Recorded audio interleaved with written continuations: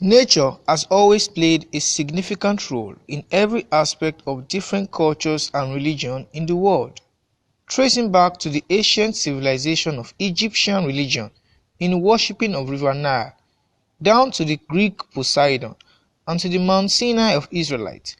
Nature has always and will always be in the scene. This video is a documentary on enhancing the tourism potential of Iho-Oloko rock shelter cave site in Ikere town of Ekiti State, Nigeria, West Africa. Iho-Oloko is situated within the Ugele Hills in Ikere town of Ekiti State. Ugele Hills is a tropical hill of Ekiti State, which some parts is now being used for cocoa plantation.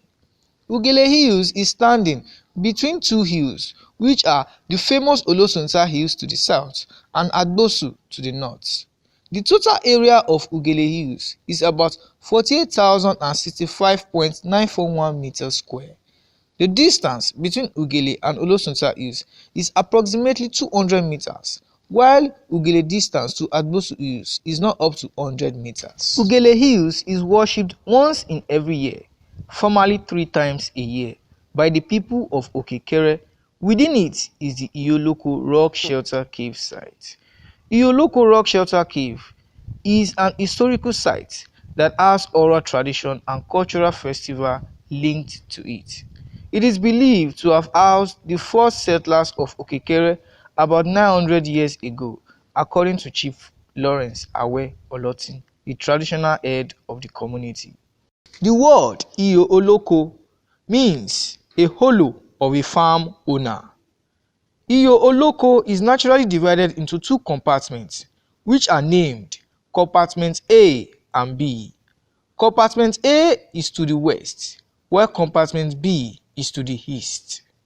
Going into Compartment A, it is observed that Compartment A is more of a cave than a rock shelter.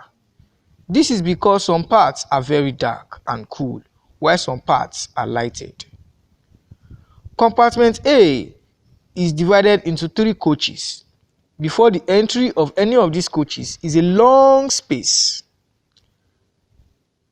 The first coach is the darkest coach and also deep. The first coach is longer than a 5-meter tape. It is about 7 meters long and can occupy about 5 people at once, comfortably. The second coach is also very deep and wide and divided into 2 inner coaches. The second coach has an opening for sunlight penetration. It is about 8 meters wide and 8.5 meters long.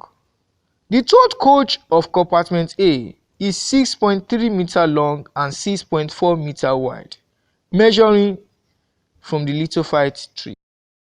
Compartment A is therefore suggested to have been used as a sleeping and resting spot at night, but it can also be used for sitting during the day because it possesses many boulders than Compartment B.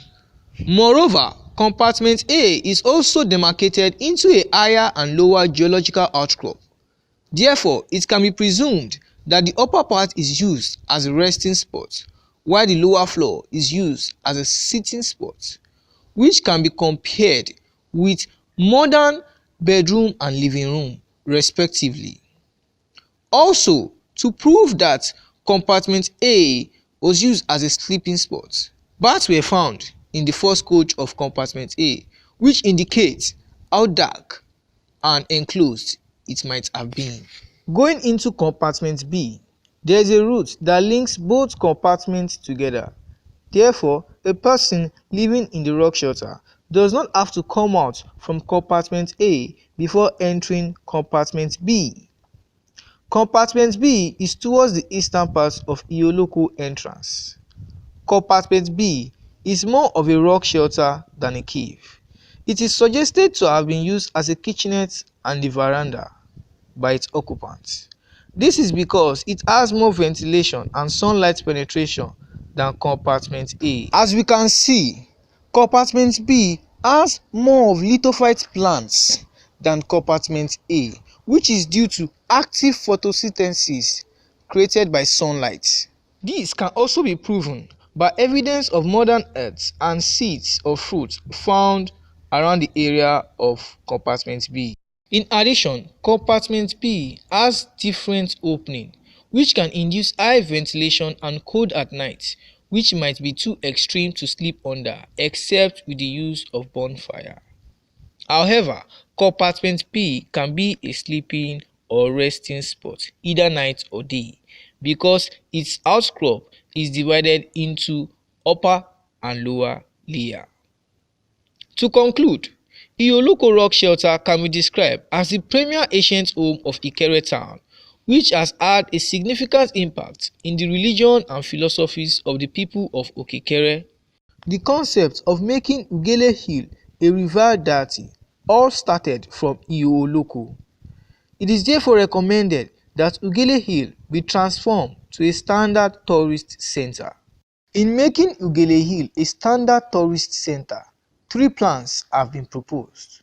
First, by employing the use of a versatile modern interior designer to set up the shelter cave in a presentable and appreciating style that will speak history of the cave to its visitor.